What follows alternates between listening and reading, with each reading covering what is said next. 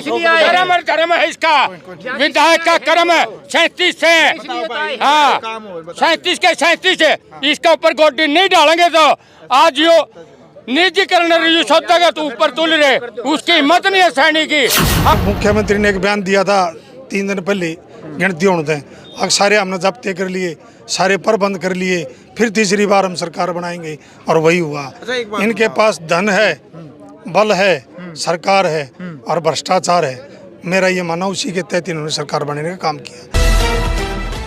नमस्कार, मैं हूं अजय भारद्वाज और आप इसमें ग्राउंड मीडिया देख रहे हैं। साथियों, सोनीपत जिले का जो गांव कोड़ा है, इस वक्त हमारी टीम मौजूद है।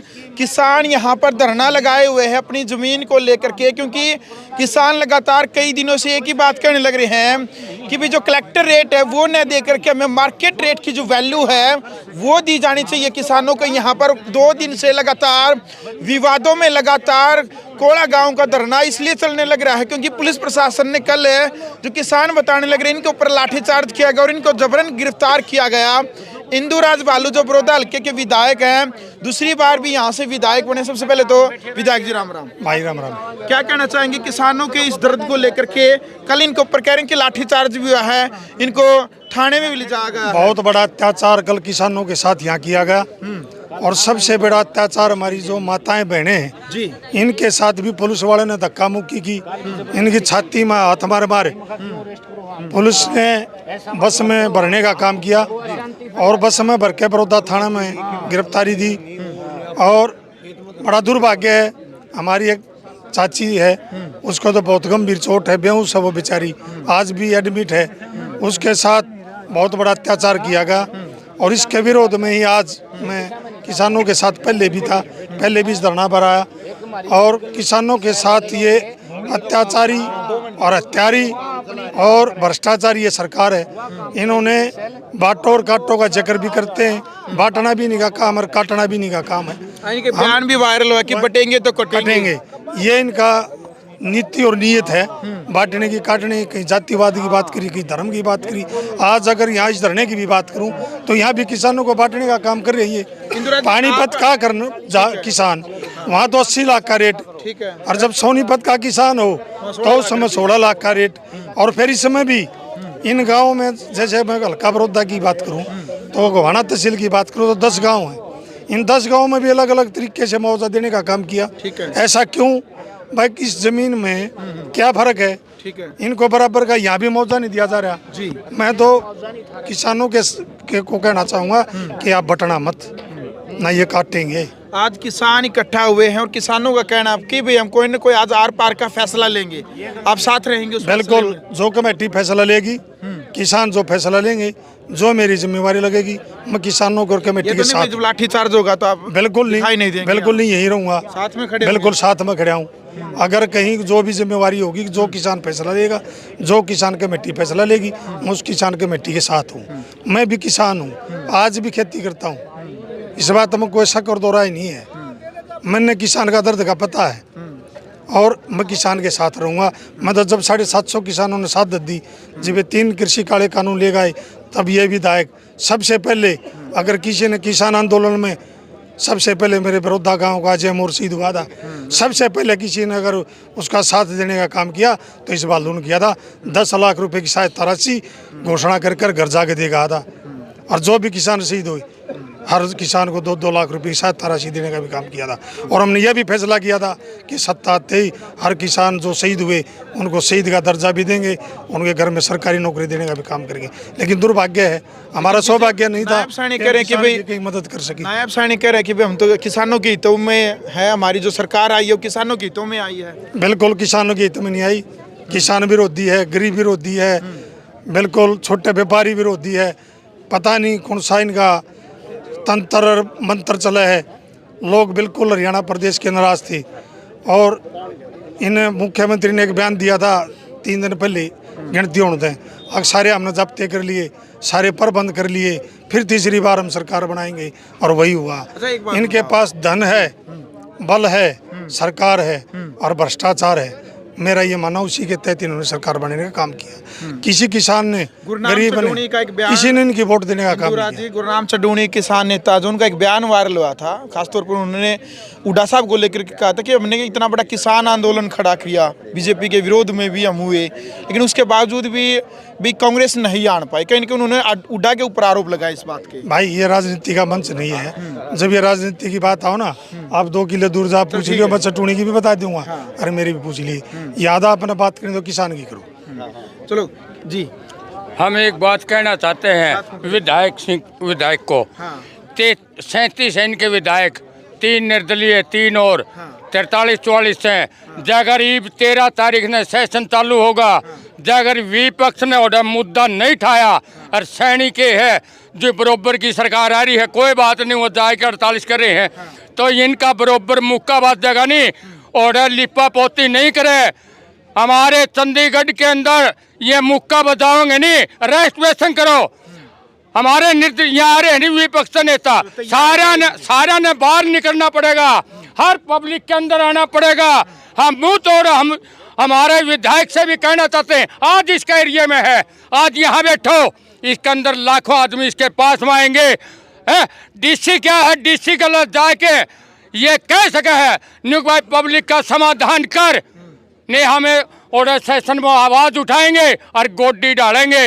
हम इनके अध्यक्ष को भी कवा दो बनाएंगे या भूपेंद्र सिंह को भी भाई ऑर्डर आवाज़ और गोड्डी डालें। तो 2-3 महीने हो गए, क्या इनको पता नहीं?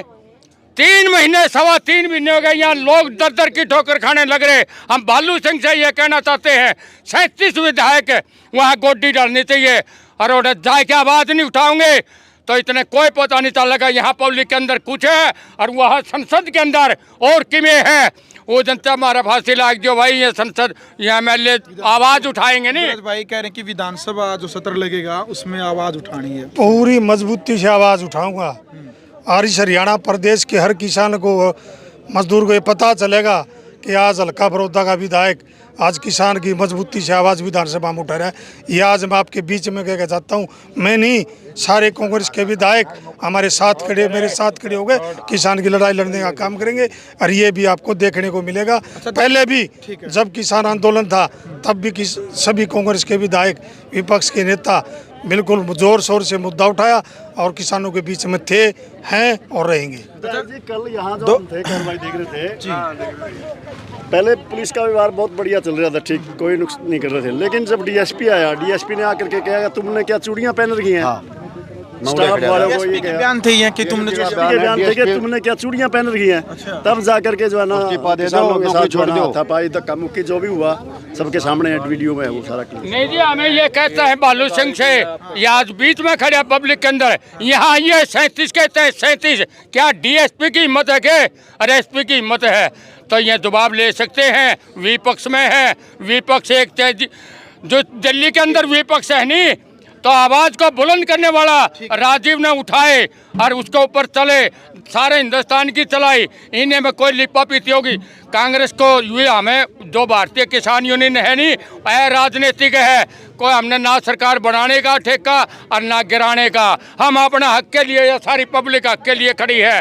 तो हम 37 विधायकों से हम ये कहते हैं भाई अपनी गोड्डी डालें 13 नवंबर को, 13 नवंबर को। इंदुराज भाई 2019 से लेकर के 2024 तक देश का सबसे बड़ा किसान आंदोलन जो इतिहास के पन्नों में दर्ज है, किसान आंदोलन भी हुआ, जवान आंदोलन भी, अग्निवीर योजना के खिलाफ भी नौजवान खड़े हुए और पहलवानों का भी प्रोटेस्ट पूरे देश के अंदर चला।